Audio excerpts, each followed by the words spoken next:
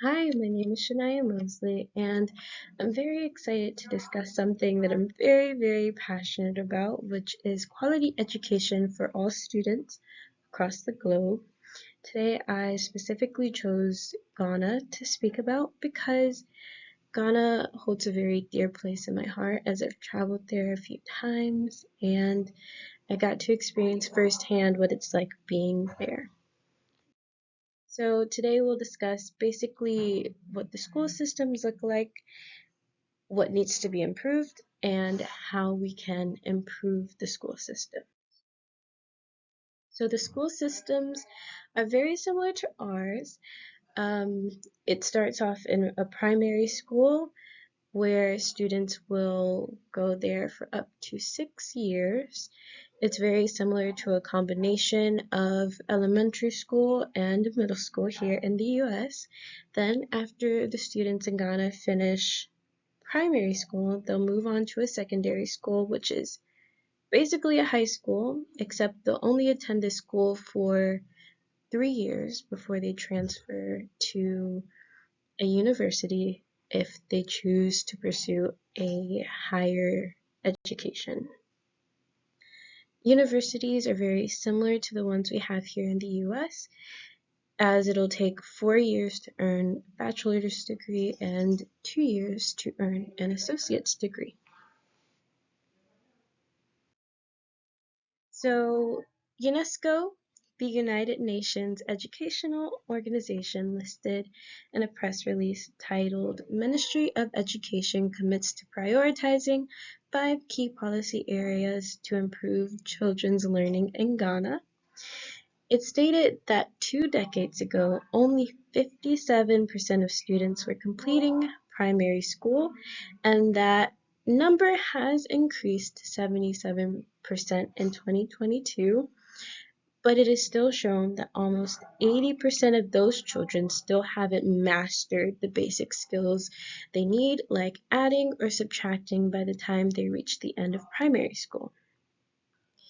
So, according to the United Nations Children's Fund, a big cause of this issue is simply due to the fact that many schools and classrooms are overcrowded and there just aren't enough trained educators to go around for each classroom. Not to mention that schools aren't able to adjust for students who have disabilities, and it's also common for many girls to be denied the opportunity to attend secondary school. Of the children who can attend these secondary schools, only 47% of them complete, and the numbers continue to drop as the students transfer to a higher education.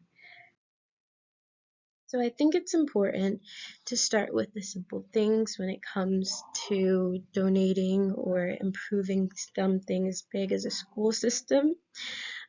So we can start with things like just donating books, the books that are collecting dust in our closets. So, and the most common language spoken in Ghana is English. So donating those books can help greatly. Donating small amounts of money or sponsoring a child also goes a very long way. For example, $5 can be exchanged for 57 Ghanaian cedi, which can buy an entire meal. Or, for another example, $20 is enough to pay for a student's basic school supplies like pens, paper, a book bag, and some of their uniforms.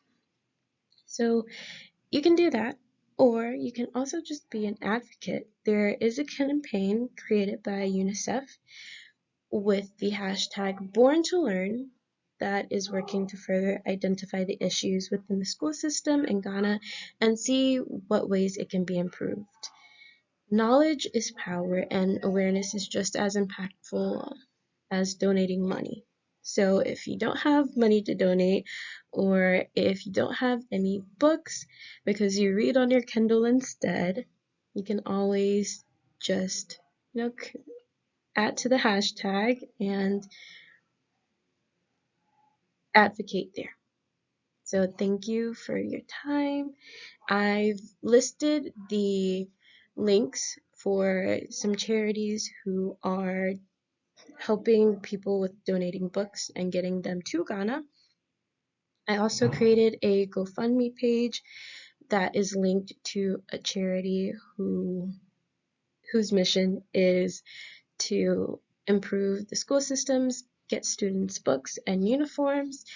I've also included some links so that you can learn more about the Born to Learn hashtag, and I've also included a link where you can sponsor a child for only $39, and it'll basically get them all the things they need to have a good foundation when they start school and for them to continue pursuing their education.